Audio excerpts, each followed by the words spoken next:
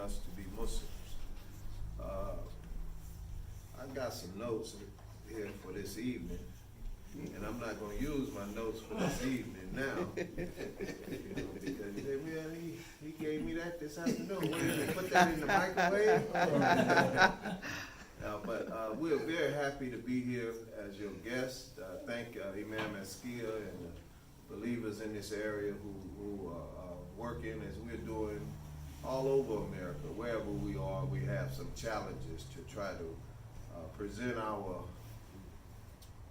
image and our struggle to the community in a way that people can appreciate what we are trying to offer and what Islam has offered to us in terms of giving us a system of beliefs that restored us, that put us in a better position for making progress for our lives, as individuals, but also as for family and community, and as members of the American society that have something to contribute to the improvement of the social fabric of America.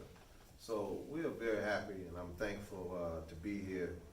And I'm going to begin with reciting Surah Al-Fatiha, the oft-repeated 7 verses of the Holy Quran. A'udhu billahi minash shaitanir rajim. Bismillahir rahmanir rahim. Alhamdulillahi rabbil alamin. Ar-Rahmanir Rahim. Malik yawmiddin. Iyyaka na'budu wa iyyaka nasta'in. Ihdina as-siratal mustaqim. Siratal ladhina an'amta alayhim. Ghayril maghdubi alayhim waladdallin. We seek refuge with God against Satan, the rejected, with God's name, the merciful benefactor, the merciful redeemer. Praise is for God, the guardian, evolver, sustainer, and cherisher of the worlds, the merciful benefactor, the merciful redeemer, master of the day of judgment. You alone do we worship, and your aid we seek. Show us the straight way, the way of those on whom you have bestowed your favors, those whose portion is not wrath, and who go not astray. And we are thankful to be here in February. This is a period of time when the African American community has focused its attention on our history, the history that we were disconnected from, the history that we didn't know about ourselves, and there was a void. There was a void in our life in connection to where we came from and what those experiences were. And we're indebted to individuals who came before us, like Dr. Carter G. Woodson, who started Negro History Week in the 20s, trying to reconnect Black people, so-called Negroes, colored people. We had a lot of terms to try to identify us. And he and his supporters, they organized themselves and they began to focus on establishing documentation, historical records that gave us a better picture of ourselves. And we still need that, because we live in a culture and in a society where the dominative narrative is not always validating the life of everybody that's here, that has contributed to the development and the growth of American society and life. So we are happy that this focus takes place, but it's not just for February. We need to know our history in January, February, March, April, throughout the year, throughout the calendar year. But we have, it's important to focus, to have a time to focus on our history and to tell our story. Because if our story is not told by us, the other thing that can happen is we're being seen through other people's eyes. It's very important for us to tell our own story. One of the prominent figures who contributed to restoring a sense of identity and a sense of worth and a sense of value to African American people is El-Haj Malik Shabazz. He gets a lot of credit. But if you understand the context of how his life evolved, he came out, his family was already involved in a movement. They call it the Pan Africanist Movement. His father and mother were a part of Marcus Garvey's movement. So when he was born in 1925, they were already involved in this Pan Africanist movement, and there was an effort being made to reconnect black people to black people in Africa and to the historical struggle that we had experienced as a result of the transatlantic slave trade and the horrible things that happened during and after that period. So he popularized a lot of things, but somebody influenced him.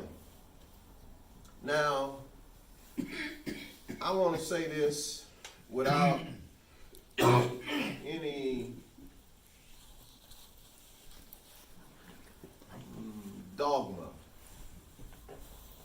you know, because we can get caught up in dogma, you know, argumentative, what was right, what was perfect, and what was pure, and what was correct. You know, if you ever been in a dangerous situation and somebody pulled you out of the fire, you wouldn't care if he knew CPR, if he was a trained firefighter. All I know is he got me out that fire, and I'm eternally grateful because you helped pull me out of a situation that was potentially could have destroyed my life.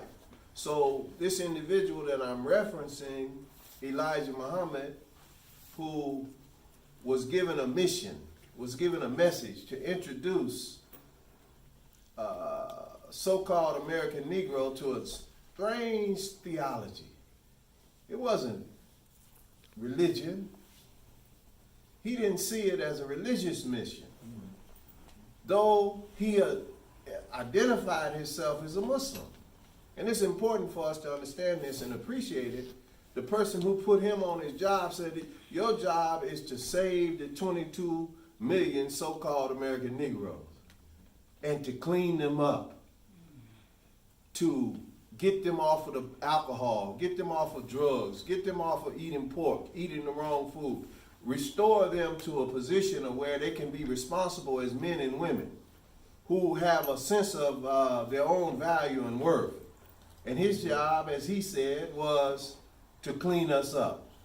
So when Malcolm X was in prison in, I think it was in the late 40s when he went to prison, his brothers, 3 of his brothers had been influenced by the Honorable Elijah Muhammad's message, and they began to write him, and his sister, his half-sister, they began to write him about the Honorable Elijah Muhammad and his message.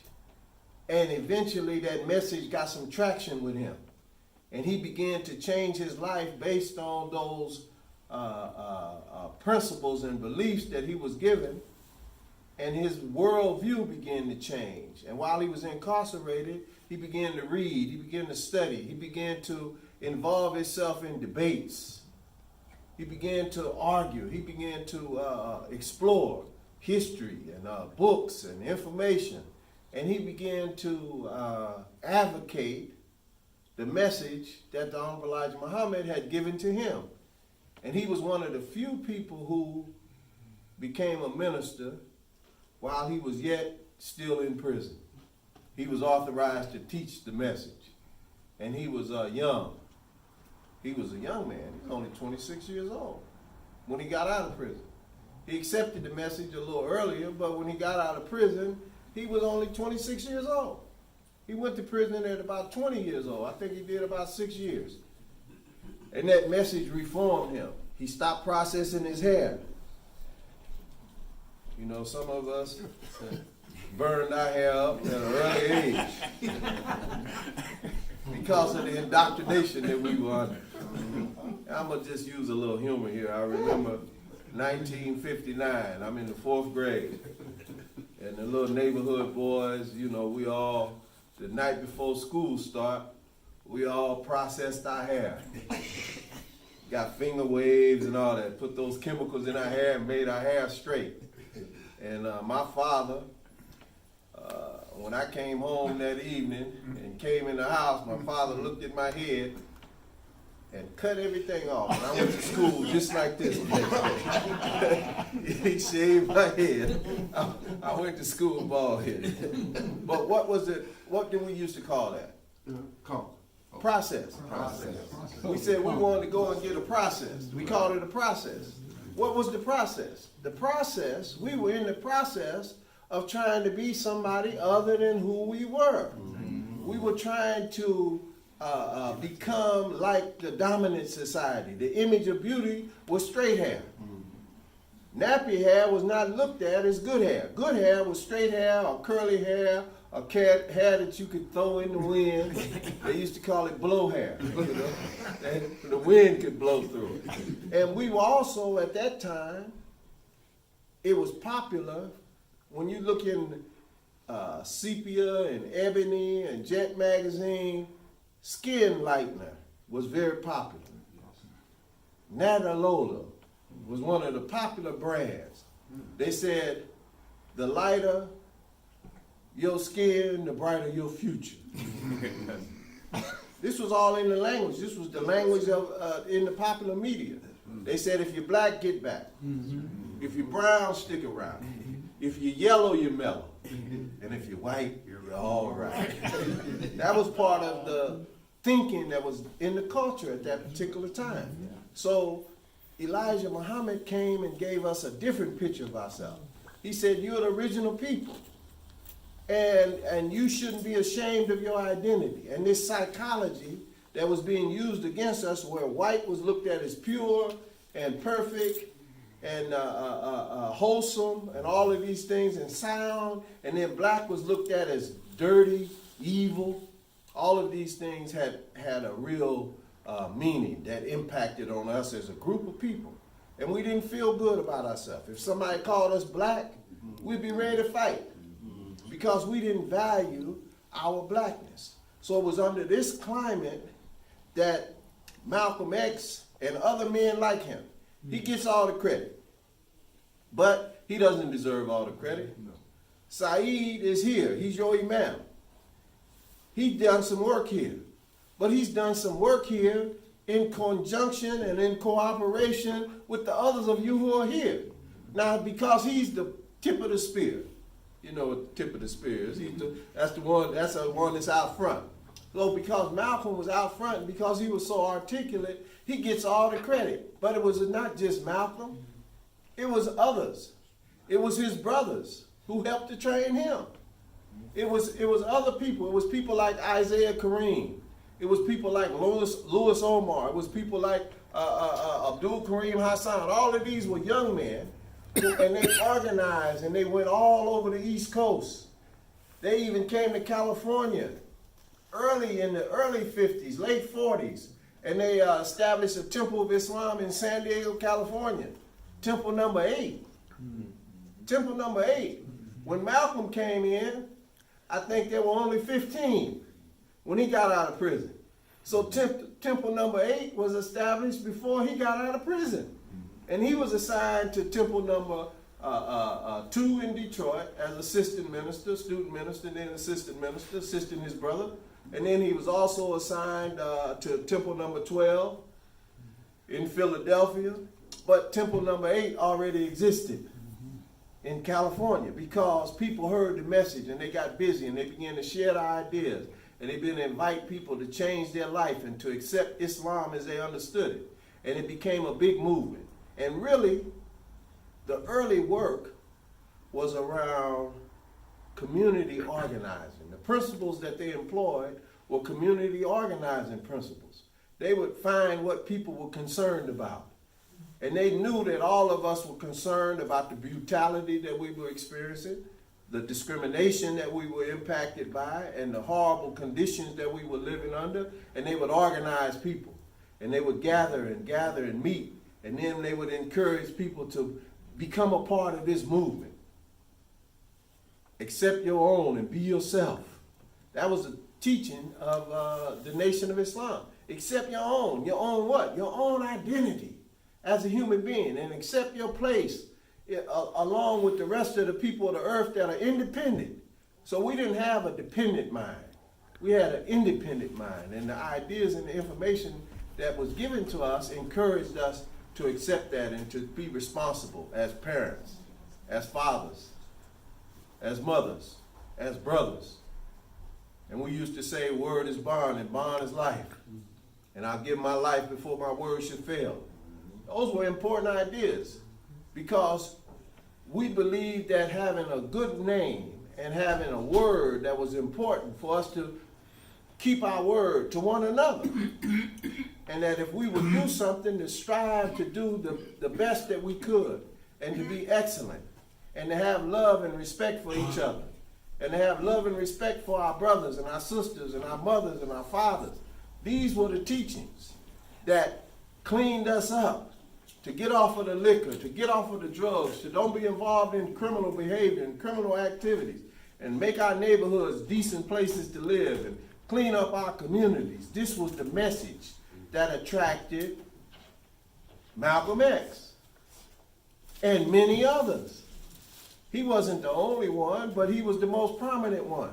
But there were others that was equally qualified to give the message. One of the ministers who was around during that period was Clyde Rockman out of Cleveland. And he was a person that had equal oratorical skills as Malcolm. And he got shot in the head defending Islam in St. Louis. He got shot in the head. The minister got killed. Clyde got shot in the head. And after that, his ability changed. You know, sometimes you can get hit in the head. You ain't got to get shot in the head. And what you got to say after that will change. I remember hearing Muhammad Ali on an interview once, and they said, well, Muhammad, you know, your speech, you know, your speech is changing. You're not as sharp as you used to be. And Ali said, let me hit you once and see how you talk. So things change over time. Sometimes things happen to individuals and they change. But we want to look at this with intelligence. And we look at the good that has come out of this development. You know, our struggle to come to Islam, it came strange. You know, we got separated from who we were. Our names were taken. Our language was taken.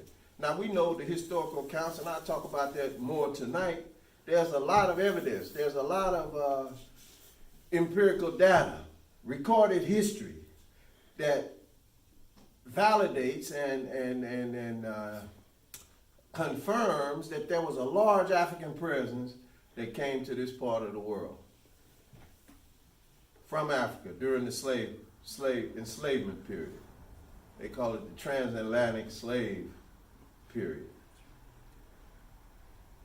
Some dates that they throw out, they say it was, what they say? We came to 16 what? 19. 1619. So now that's 400 years ago, right? That's right where we are now. But there was a date that preceded that. Because the oral tradition is, in many cultures, the way history is passed on orally. There were many times in the 30s, 40s, 50s, and even the 60s when we learned our history through going somewhere and listening to somebody narrate our history. We learned about Sir John Hawkins, who brought slaves to America in 1555. That's the date that we got. 64 years later, they said that they started bringing slaves here and we landed on Plymouth Rock. Well, you know Malcolm didn't agree with that history. You know that wasn't the oral history that had been given to us. As a matter of fact, Malcolm said, no, we didn't land on Plymouth Rock. Plymouth Rock landed on us, right? But the message that we received as teenagers when we were learning about Islam and our history and the experiences that we had gone through that stripped us of our Islamic heritage and our Islamic life and faith and culture and identity, they said there was a 64-year period where they dropped the slaves off in the islands. And they would take the babies from the parents. So there was a 64-year period where they didn't get anything. They brought those babies here to the shores of America after this 64-year period without any knowledge. And then they stopped bringing Muslim slaves here because the Muslim slaves gave them too much of a problem. They would run away.